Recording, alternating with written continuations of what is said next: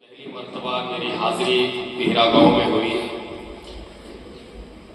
حضرت مفتی غلام رسول صاحب کی تعریف بہرا کے بہت سے لوگوں نے خوب جم کر کے کیا۔ اس وقت شاید حضرت مفتی صاحب یہاں نہیں تھے، کہیں دوسرے ادارے میں پڑھا رہے تھے۔ پھر ایک مرتبہ ہماری حاضری یہاں پر ہوئی اور حضرت مفتی صاحب سے مذاکرہ ہوا۔ یہی بات جیسے ابھی انہوں نے کہا کہ یہاں کی بچیوں کے اندر کوئی پردہ نہیں تھا، کوئی نقاب نہیں تھا، تعلیم کا ماحول نہیں تھا، اسی وقت میں بچیوں کا انہوں نے اپنے دل میں ارادہ کیا کہ میں بچیوں کی تعلیم کے بارے میں فکر کروں، اور کرائے کے مکان لے کر کے انہوں نے شروع کیا۔ اس وقت میں نے ان سے کہا تھا یہ بات ضرور کہ اللہ پاک آپ سے کام دے گا، اس لیے کہ آپ ایک بڑے ادارے میں تعلیم دے رہے ہیں، کئی کتابوں کے مصنف آپ ہیں، اور آپ کے دل میں جب یہ بات آئی کہ اس علاقے کے مسلمان کی بچیوں کا کیا حال ہوگا، دیکھیے اس کا نتیجہ آپ کے سامنے کہ کرائے کے مکان سے مستقل مدرسے کی اپنی بلڈنگ بن گئی۔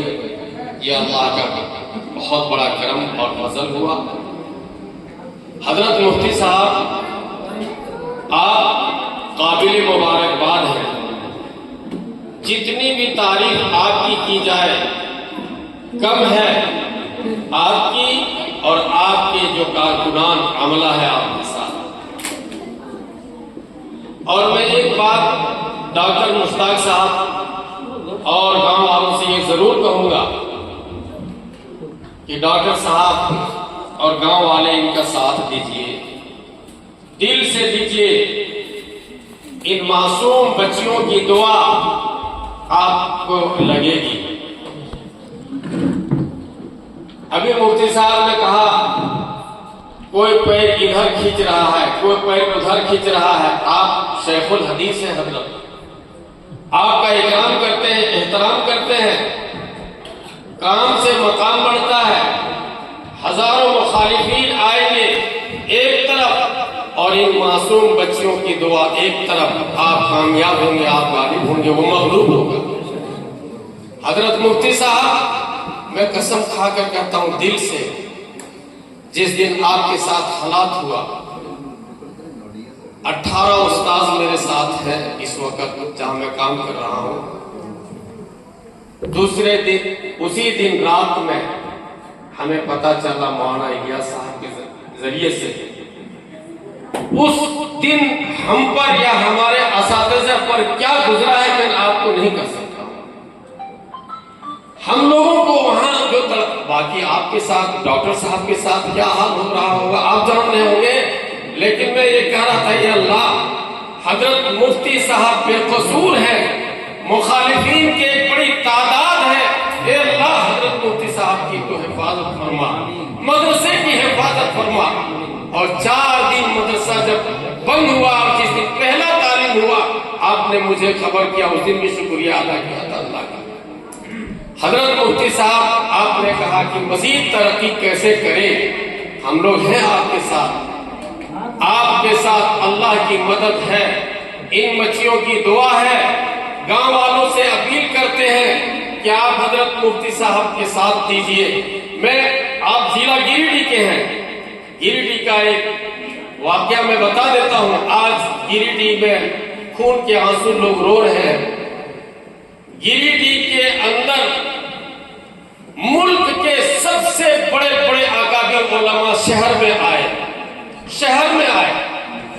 شیخ ثانی حضرت مولانا عبدالحق صاحب گریڈی آئے، حضرت مولانا علی عباد صاحب گریڈی آئے، حضرت مولانا افتخار صاحب گریڈی آئے۔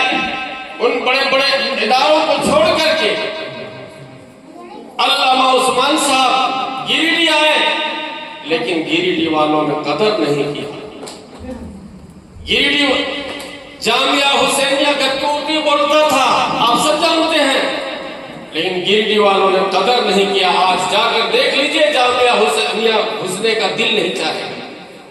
1 घंटा आप नहीं रह सकते हैं। मैं कसम खाकर कहता हूं, अगर इस नूरानी महफिल को और नूरानी माहौल को अगर पीरा वालों ने नहीं अपनाया और उनकी कदर नहीं किया तो आपसे बढ़कर बदनसीब कोई नहीं हो सकता। मैं अल्लाह का वास्ता देता हूं कि मुफ्ती साहब को अल्लाह ने आपके पास भेज दिया है। डॉक्टर मुश्ताक साहब, अभी आपकी बच्ची कुरान पढ़ रही थी, आप नहीं थे। हमारे महबूब साहब तक तक नजरें उन पर थी, क्या मोती जैसा आवाज कुरान पढ़ रही थी। आज हाफिजा हुए और आपके क्या फजीलत और मकाम है, एक अलग उन्वान है, मैं बात नहीं कर सकता हूं। लेकिन हजरत मुफ्ती साहब, हम सब की दुआ है, अल्लाह आपको साबित कदम अता फरमाए। सब्र और तहम्मुल के साथ काम कीजिए। इंशाअल्लाह रात की तन्हाई में भी मशवरा दूंगा, दिन के उजाले में भी मशवरा दूंगा। और आज मैं एक मोहब्बत, एक अजमत, एक नई सोच लेकर के मैं इंशाअल्लाह घर जाऊंगा आपके इदारे के ताल्लुक से। और इन बच्चियों से गुजारिश है कि बच्चियां पढ़ो और अपने उस्ताद और अपने माँ बाप की हक में दुआ करो। अल्लाह ताला इस इदारे को दिन दूनी रातों गनी तरक्कियात से नवाजे और अल्लाह पाक हासिदीन के हसद से हिफाजत फरमाए। और दुआ करे हजरत जनाब भाई महबूब आलम साहब के लिए